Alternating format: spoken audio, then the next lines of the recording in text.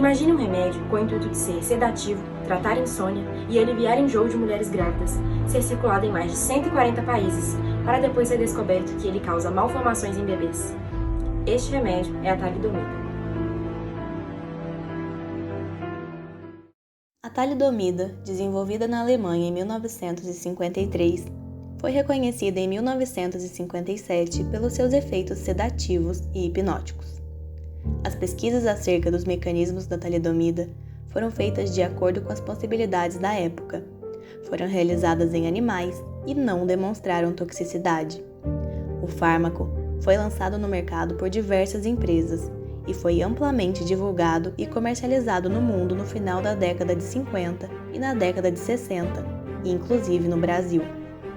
O comércio da talidomida, sustentado por agressiva publicidade, veio na onda de euforia no consumo de medicamentos das décadas de 1940 e 1950, quando os laboratórios ampliaram seus negócios, lançando produtos que prometiam o bem-estar, a resistência física, o fim das dores indesejáveis e os desconfortos da agitada vida moderna. A droga passou a ser indicada para mulheres grávidas no alívio dos típicos enjoos da gravidez. O problema foi que, em 1959, na Alemanha, já haviam menções médicas de casos de teratogenia em crianças ocasionados pelo fármaco. A talidomida ocasionava um tipo peculiar de malformação congênita, causada pelo desenvolvimento defeituoso dos ossos longos dos braços e pernas e por mãos e pés que variavam entre o rudimentar e o normal. Essa tragédia ocorreu de forma diferenciada em alguns países. Exemplo disso foram os Estados Unidos, uma vez que a Food and Drug Administration, a FDA, proibiu a comercialização do fármaco. Entretanto, a droga ainda circulou no país. Já no Brasil, em 1962, um ano após a talidomida ser liberada no país, já haviam mais de 300 crianças que sofreram com os efeitos teratogênicos da substância. Calcula-se que mais de 10 mil pessoas foram vítimas da droga ao redor do mundo. A tragédia foi seguida por batalhas judiciais das famílias das vítimas contra o laboratório responsável pela fabricação do remédio. Aqui no Brasil, o governo federal, responsável pela saúde da população, também foi processado. O Estado de São Paulo reconheceu, por lei sancionada em 1978, o direito das vítimas, e o governo federal fez o mesmo em 1982, quase 20 anos depois do nascimento das primeiras crianças. A disseminação da talidomida pelo mundo foi uma tragédia das décadas de 50 e 60, de modo que potencializou as discussões acerca da saúde pública, da bioética e das pesquisas farmacológicas. Essa tragédia trouxe consequências inimagináveis para a população mundial em função dos efeitos teratogênicos da talidomida. A forma como esse fármaco pode interferir de forma tão drástica no feto é assustadora e curiosa. Primeiramente, é necessário identificar um panorama geral de como ocorre o desenvolvimento normal do feto e ainda dos membros especificamente. O desenvolvimento fetal, que compreende o período desde a fecundação até a completa formação do embrião, é dividido em 3 trimestres. O primeiro trimestre, que se estende da primeira à 12ª semana, é caracterizado pelas sucessivas divisões mitóticas para o crescimento do blastocisto vigente, pela organogênese, que é a especificação de tecidos e órgãos, e pela diferenciação sexual. O segundo trimestre, compreendido pelo período entre a 13ª e a 24ª semana, é definido pela estruturação do esqueleto e pelo alinhamento dos membros inferiores, havendo também a completa formação da placenta e a deposição de gordura sobre a derme do embrião. Por fim, o terceiro trimestre, que abarca da 25ª semana ao parto, é determinado pelo amadurecimento de alguns órgãos, como o pulmão, pela atividade mais ativa do cérebro e pelo ganho de massa fetal, ocorrendo também a disposição do bebê para a posição cefálica, isso é, para uma conformação mais favorável ao nascimento.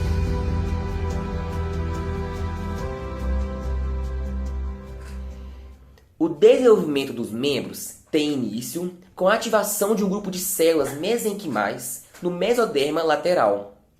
os membros superiores do embrião humano, em desenvolvimento fetal, começam a se formar 26 dias após a fertilização, e os membros inferiores 1 a 2 dias depois. Ou seja, é notório que, a partir do segundo mês de gestação, aproximadamente, já temos a formação dos membros.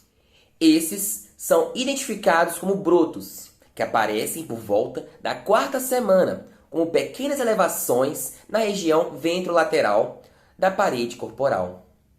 No ápice de cada broto, o ectoderma torna-se espesso para formar a crista ectodérmica apical, uma estrutura epitelial estratificada que interage com o mesênquima do broto do membro, promovendo o crescimento e expressão gênica regular dessa estrutura, juntamente com a zona de atividade polarizadora. Nos estágios finais, o mesênquima desses brotos origina os ossos, os ligamentos e os vasos sanguíneos, de maneira que, a partir da região dos dermatomiótomos dos somitos, células precursoras miogênicas migram em direção aos brotos para formar os mioblastos, que são precursoras de células musculares. Juntamente nesse processo, os axônios motores provenientes da medula espinhal penetram nos brotos durante a 5ª semana, assim como os axônios sensoriais fazem logo em seguida, promovendo a inervação cutânea dos membros. Por fim, não podemos deixar de mencionar que o suprimento sanguíneo dos brotos é realizado por artérias intersegmentares, as quais se originam a partir da aorta dorsal.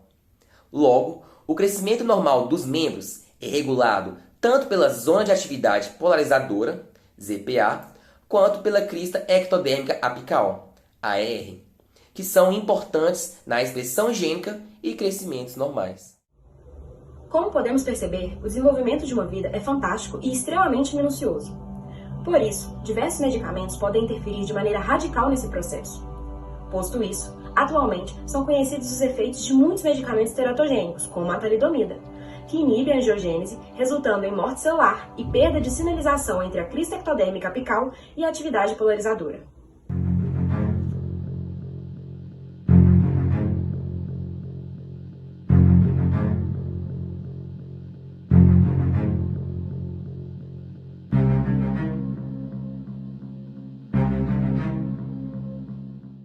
Os efeitos do uso contínuo da talidomida, eles são expressos principalmente na formação dos membros, principalmente os membros superiores.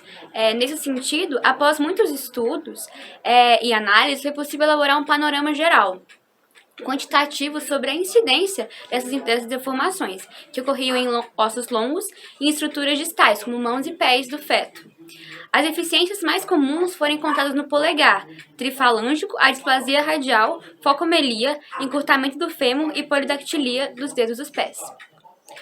A diferença entre os membros geralmente são bilaterais, embora algumas semelhanças no lado esquerdo sejam mais graves, entende? Até existem relatos de sobreviventes da síndrome da talidomida, com anomalias unilaterais, mas essas ocorrências permanecem raras na comunidade científica. Muitos modelos e teorias têm sido propostos para explicar o mecanismo subjacente às ações teratogênicas da talidomida. Mais de 30 modelos foram propostos desde a década de 1960. Entretanto, alguns deles explicam razoavelmente alguns dos danos observados em sobreviventes da talidomida. Mas permanece o debate contínuo sobre o mecanismo de ação preciso que explica todos os danos, variabilidade e natureza sensível ao tempo da embriopatia da talidomida. Nossa médica vai explicar um pouco mais sobre o modelo Cereblon, o CRBM. O modelo Cereblon é um parceiro de ligação direta com a talidomida. Essa ligação resulta em danos dos membros induzidos pela talidomida. Trabalhos recentes foram feitos e mostram que, após a ligação com a talidomida, o CRBN, no caso do Cereblon, precisa direcionar e reprimir outro fator importante para o desenvolvimento embrionário, que é o SALL4. A capacidade do complexo talidomida-cereblon de se ligar e inibir o SALL4 é espécie específica e ocorre apenas em espécies sensíveis a essa droga, a talidomida no caso. Mutações no SALL4 podem resultar nas seguintes condições: síndrome de Duane radial, Ray, síndrome acrorenal ocular, além da muito rara síndrome IVIC. Juntas, essas condições compartilham muitas semelhanças com a embriopatia da talidomida e, de fato, foram confundidas anteriormente. Esses pacientes podem apresentar diversas anomalias nos ouvidos, no olho, em órgãos internos, podendo apresentar diferenças lateralmente, onde o déficit de redução difere entre os membros do lado esquerdo e direito. Porém, ao contrário do TE, as pernas geralmente não são afetadas nessas síndromes. Nesse sentido, a descoberta do SALL4 como alvo do complexo talidomida cereblon é interessante em muitos aspectos. Faz sentido, dada a semelhança nas diferenças dos membros superiores e algumas outras malformações teciduais entre a embriopatia da talidomida e a síndrome de Duane-Radial-Ray, a síndrome acrorenal ocular e a IVIC. Vale ressaltar que estas afetam os membros superiores e, geralmente, não afetam os membros inferiores, que também podem ser afetados pela talidomida, fator que sugere que pode haver outros alvos do CRBN, o cereblon, talvez tecidos específicos ou, de fato, pode haver outros parceiros de ligação ou ações da nossa droga talidomida.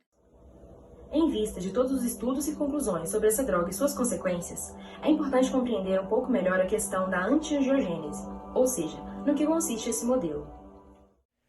Para entendermos melhor o modelo antiangiogênese, precisamos compreender o significado desse termo. A antiangiogênese pode ser definida como a impossibilidade de formar vasos sanguíneos. Nesse sentido, é possível considerar a talidomida como um agente supressor da angiogênese, o que ocasiona a malformação dos membros entre a 5ª e a 7ª semana gestacionais.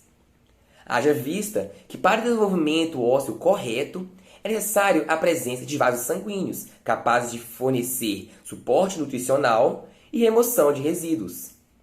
Para exemplificar minha explicação, podemos destacar o comprometimento da formação de um osso denominado rádio, devido à supressão da artéria radial. Agora, dentre os diversos modelos citados, vamos entender um pouco sobre a indução de morte celular, juntamente com as espécies reativas, visto que a talidomida possui a capacidade de induzir o aparecimento de espécies reativas de oxigênio nos tecidos, o que pode danificar e prejudicar esses tecidos, além de ser capaz de ocasionar a morte celular em membros embrionários. Pois é, Gabriela, como a gente pôde ver até aqui, a talidomida possui uma série de interações que pode afetar de modo prejudicial a formação do feto e o funcionamento fisiológico normal desse indivíduo. No modelo de indução de morte celular e espécies reativas de oxigênio, os embriões são afetados diretamente pelos efeitos farmacológicos dessa droga, já que a indução da morte celular, assim como o surgimento de espécies reativas de oxigênio, são induzidas pela talidomida em tecidos e em ossos específicos. Desse modo, a destruição de vasos, levando à subsequente indução localizada de apoptose, pode explicar a ocorrência dos defeitos dos membros induzidos por esse medicamento teratogênico. Entretanto, estudos feitos a partir de roedores grávidos, os quais se mostraram insensíveis à talidomida, podem indicar que há mecanismos específicos da espécie ou alvos moleculares, como exemplo o modelo cereblon, CRBN, os quais são responsáveis por desencadearem uma série de eventos, incluindo os efeitos nocivos nos vasos sanguíneos e morte celular, a fim de resultarem num dano tecidual real nos indivíduos. Em vista das consequências absurdas da talidomida no desenvolvimento fetal, é de extrema importância que ela seja devidamente estudada para que sejam compreendidas as versões clinicamente relevantes do fármaco, sem o espectro causador de teratogeníase.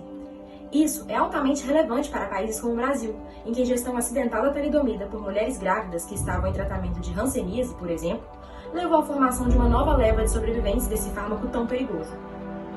O que podemos tirar dessa tragédia, portanto, é a necessidade de cobrança de melhores estudos e pesquisas acerca dos fármacos que são fornecidos à população, para evitar que novos episódios como esse aconteçam.